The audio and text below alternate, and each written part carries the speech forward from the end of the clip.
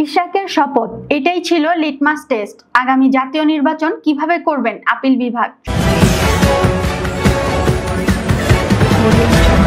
শপথের মতামতের জন্য কেন আইন মন্ত্রণালয়ে ফাইল পাঠালেন?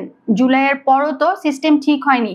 নির্বাচন কমিশনকে স্বাধীনভাবে কাজ করার দরকার ছিল, কেন করেননি? বৃহস্পতিবার বিএনপি নেতা ইশরাক হোসেনকে ঢাকা দক্ষিণ সিটি কর্পোরেশনের মেয়র ঘোষণার গেজেট জারির বিষয়ে নির্বাচন কমিশনের বক্তব্য শুনে এসব মন্তব্য করেন আপিল বিভাগ।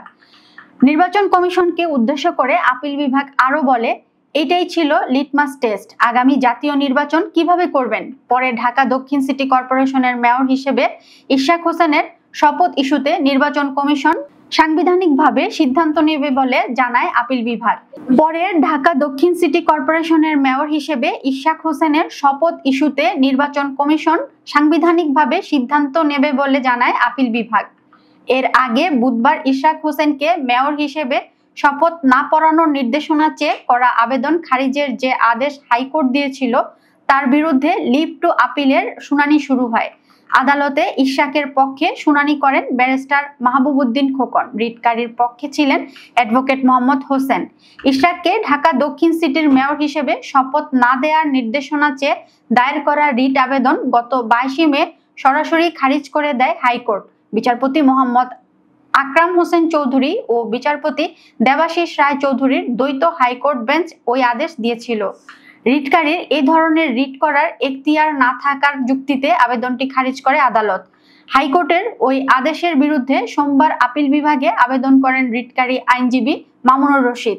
আবেদনে হাইকোর্টের আদেশ স্থগিত চাওয়া হয়।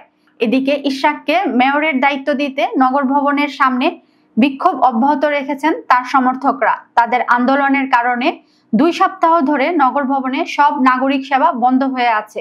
উল্লেখ্য, ঢাকা দক্ষিণ সিটি কর্পোরেশনের প্রধান কার্যালয় নগর ভবনের সব ফটকে তালা ঝুলিয়ে দিয়েছেন ইশরাক হোসেনের সমর্থকেরা। এতে নগর ভবন থেকে সেবা সংক্রান্ত সব কার্যক্রম বন্ধ হয়ে গেছে। শনিবার সকাল 9টার দিকে নগর ভবনে প্রবেশের সব ফটকে তালা ঝুলিয়ে দেওয়া হয়েছে বলে জানা গেছে। ইশরাক হোসেনকে মেয়র পদে না বসানোর প্রতিবাদে ঢাকাবাসীর ব্যানারে বিক্ষোভে অংশ নেওয়া তার সমর্থক ও অনুসারীরা এই পদক্ষেপ নিয়েছেন। বিক্ষোভকারীদের কয়েকজন বলেন, তারা নগর ভবনে মোট 65টি তালা লাগিয়েছেন। সরজমিনে তালা লাগানোর বিষয়টি নিশ্চিত হয়েছে।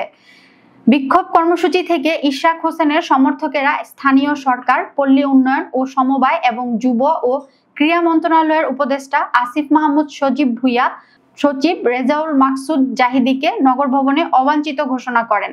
পাশাপাশি তাদের যেখানে পাওয়া যাবে সেখানে প্রতিহত করা হবে বলে হুঁশিয়ারি দেন। কর্পোরেশনের কর্মকর্তা ও কর্মচারীরা কার্যত অঘোষিত ছুটি পালন করছেন।